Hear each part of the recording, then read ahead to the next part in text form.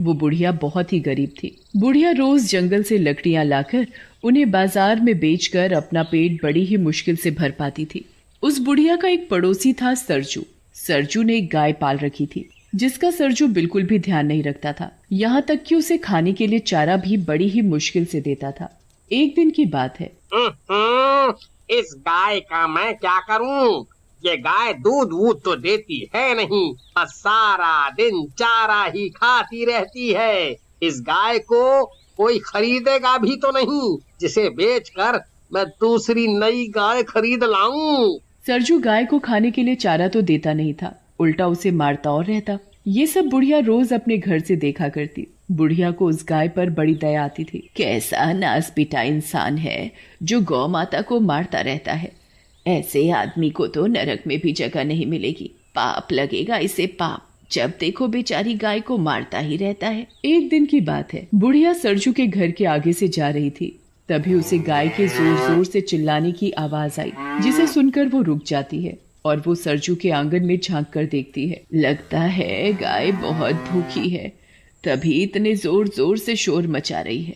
ये सरजू खुद तो अपना पेट भर लेगा और घूमने निकल जाएगा, लेकिन बेचारी बेजुबान गाय के ऊपर इसे जरा भी दया नहीं आती। फिर बुढ़िया कहीं से गाय के लिए चारा लेकर आती है और सरजू के आंगन में जाकर गाय को चारा खिलाने लगती है और उसके सिर पर बड़े प्यार से हाथ फेरती है। चारा खाकर गाय का शोर मचाना बंद हो जाता है। गौ माता, तुझे भूख लगी थी ना? चारा खिलाकर बुढ़िया जैसे ही जाने लगती है तो गौ माता बुढ़िया की साड़ी मुंह में दबा लेती है। गौ माता, अब मुझे जाना होगा। अगर सरजू ने मुझे तेरे साथ देख लिया ना तो सोचेगा मैं गाय चुराने आई हूँ। इससे पहले कि सरजू आए मैं यहाँ से चली जाती हूँ। बुढ़िया को ना चाहते हुए भी वहां से जाना पड़ता है। और फिर जैसे ही रात होती है, बुढ़िया बेचारी गाय के बारे में सोच सोच कर बड़ी परेशान हो रही थी। फिर पता नहीं कब उस बुढ़िया को नींद आ जाती है और अगली सुबह फिर जैसे ही सुबह होती है, बुढ़िया सीधे सरजू के पास जाती है और उससे कहती है, क्या तू मुझे अपनी गाय बेचेगा? सरजू गाय के बेचने की बात सुनकर अंदर ही अंदर खुश होने लगता है। आज तो लगता है भगवान ने मेरी सुन ली। क्या हुआ सरजू, तू किस सोच में पड़ गया? बता, तू मुझे अपनी गाय बेचेगा? हाँ हाँ माँ, क्यों नहीं। तो ठीक है, ये ले अपने पैसे और गाय मुझे दे। एक बात समझ में नहीं आई अम्मा, तुम इस बूढ़ी गाय का करोगी क्या? तुझे तेरी गाय के पैसे मिल गए ना, बस। बुढ़िया सरजू के हाथ में पैसे पकड़ाकर उससे गाय लेकर अपने घर आ जाती है और गाय को अपने आंगन में एक खूंटे से बांध देती है और उसे हरा हरा चारा खिलाती है और बड़े प्यार से गाय को निहारती है, जैसे उसे कोई अपना मिल गया हो। और फिर जैसे ही रात होती है, बुढ़िया गाय के आगे चारा डालकर सोने चली जाती है। और अगली सुबह बुढ़िया सवेरे जल्दी जल्दी उठकर गाय का गोबर उठाती और फिर गाय के नीचे से साफ सफाई करके उसे नहलाती धुलाती है और फिर उसे खाने के लिए चारा देती है। ले गौ माता, चारा खा। बुढ़िया गाय को अपने हाथों से चारा खिलाती है। बुढ़िया के पास खुद के लिए खाने को होता या ना होता, पर वो गाय के लिए हमेशा समय से चारा खिलाती और उसकी खूब सेवा करती। वो गाय को जरा भी तकलीफ नहीं होने देती। बुढ़िया रोज रात को सोने से पहले उसे चारा देना नहीं भूलती थी। गाय भी बुढ़िया से बड़ी खुश होती। बुढ़िया की गाय अब पहले से ठीक हो चुकी थी। एक रात बुढ़िया गाय को चारा देकर सोने चली जाती है और जब वो सुबह उठती है और गाय के पास जाती है तो बुढ़िया के तो होश उड़ जाते हैं। ये क्या? गाय ने सोने का गोबर किया? क्योंकि वो गाय कोई मामूली गाय नहीं थी, एक जादुई गाय थी जो सोने का गोबर देती थी। फिर वो बुढ़िया चुपचाप गाय के नीचे से सारा सोने का गोबर उठाकर अपने कमरे में ले जाती है। अरे वाह, गौ माता ने मुझे सोने का गोबर दिया, इससे तो मैं गौ माता के लिए और भी चारा खरीद सकूंगी। फिर वो बुढ़िया सोने का गोबर बाजार में बेचकर गाय के लिए एक सुंदर घंटी खरीदती है और अपने और गाय के लिए बहुत सारा खाना खरीदती है। फिर बुढ़िया अपनी गाय को भी बढ़िया चारा खिलाती और खुद भी पेट भर खाना खाती है। भगवान तेरा बहुत बहुत धन्यवाद इस लाचार बेसहारा बुढ़िया की मदद करने के लिए। फिर जैसे ही शाम होती है, बुढ़िया हमेशा की तरह गाय को चारा देकर सोने चली जाती है और जैसे ही सुबह होती है, बुढ़िया जल्दी उठकर गाय के पास जाती है तो देखती है, अरे ये क्या, गौ माता सोने का गोबर दे रही है।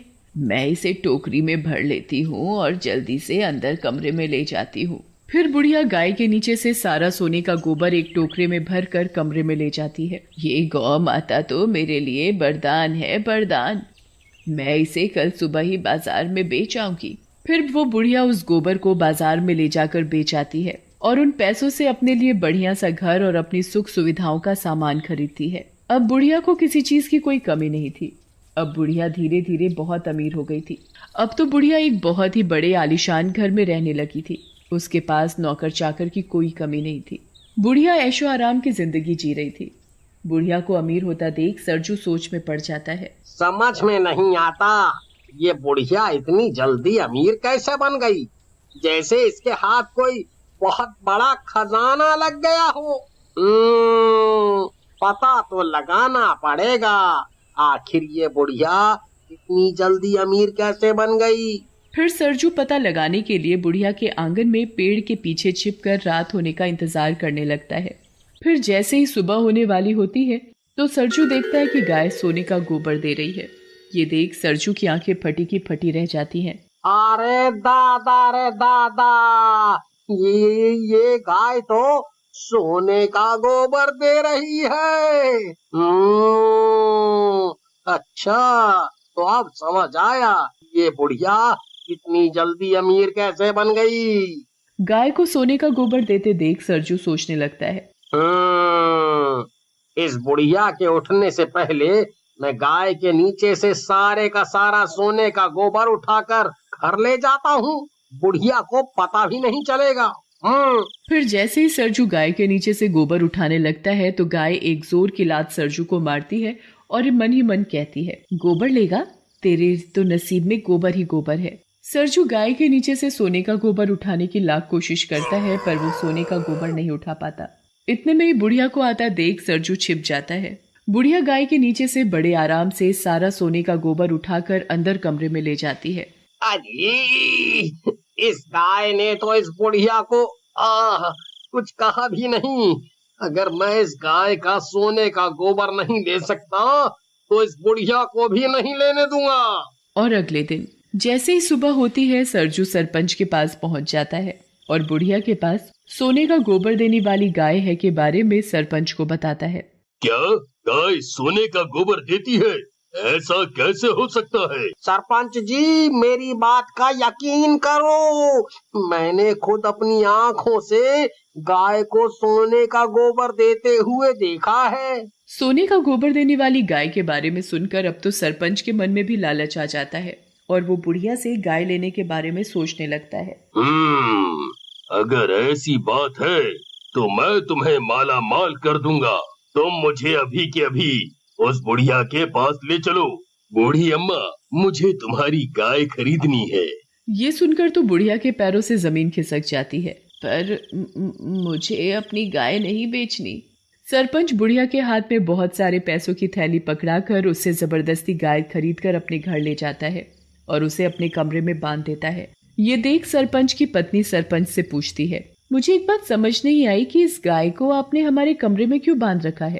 अरे भगवान, ये कोई मामूली गाय नहीं है, सोने का गोबर देने वाली गाय है। भला गाय भी सोने का गोबर देती है? मुझे तो तुम्हारी बात पर जरा भी यकीन नहीं है। जब ये गाय सुबह सोने का गोबर करेगी तब तो यकीन करोगी। उधर बेचारी बुढ़िया अपनी गाय को याद कर कर के रोए जा रही थी।